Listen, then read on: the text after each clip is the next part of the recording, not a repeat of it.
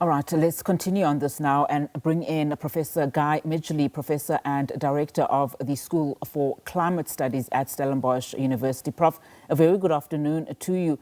What are we witnessing now, Prof, with these floods? I mean, when you look at the South African Weather Service and its warnings, on Monday, they issued that orange level 9 warning for disruptive rain in Limpopo and in Mpumalanga together.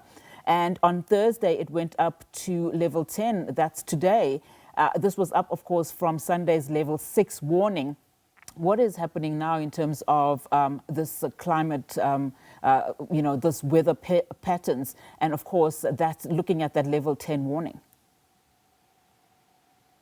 Thanks for having me. And that's a good question.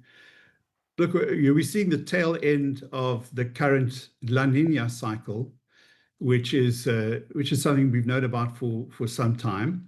It's a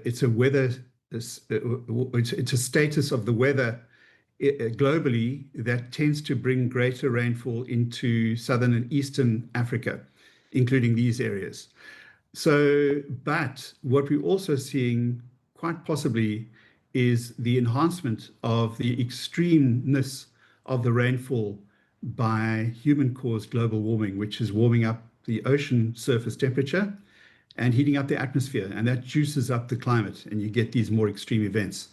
So it's a combination of those two things. Yeah, and of course, we've seen how operations have developed, on the ground, SANParks closing a number of their parks and also, closing off to day visitors. We've seen how flights have been grounded. We've also seen, of course, how a number of, people that were trying to cross those rivers have unfortunately lost their lives. In as far as level 10 is concerned, in terms of that warning, practically, what does that mean for ordinary, citizens in terms of how should they then change their behavior in preparing for these floods, particularly when the Weather Service starts with those orange level warnings? Well, the warning system is a good question. The warning system is a combination of the likely impact and the likelihood, or the certainty in the projection.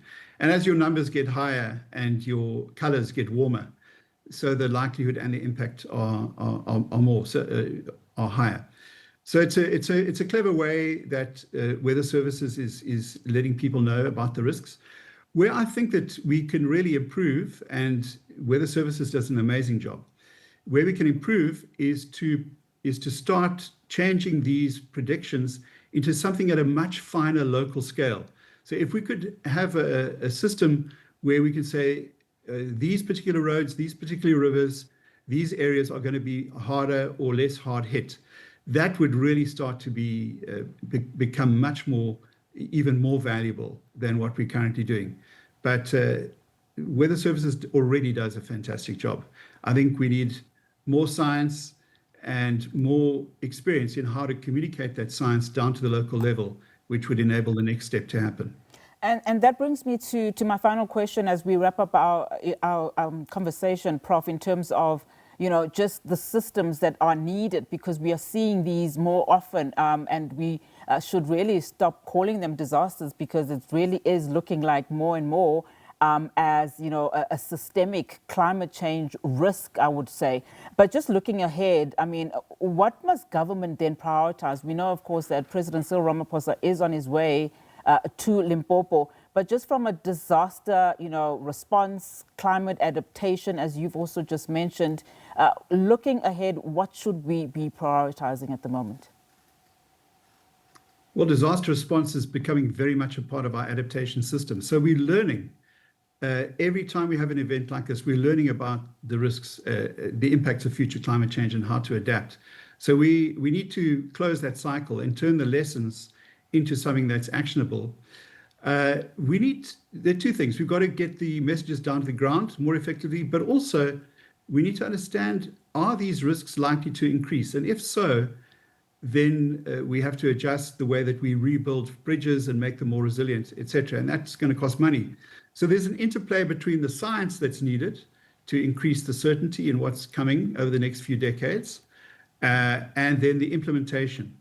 And that's not so easy to do, but we South African scientists and policymakers are already quite well linked. So we've got a strong basis from which we can move.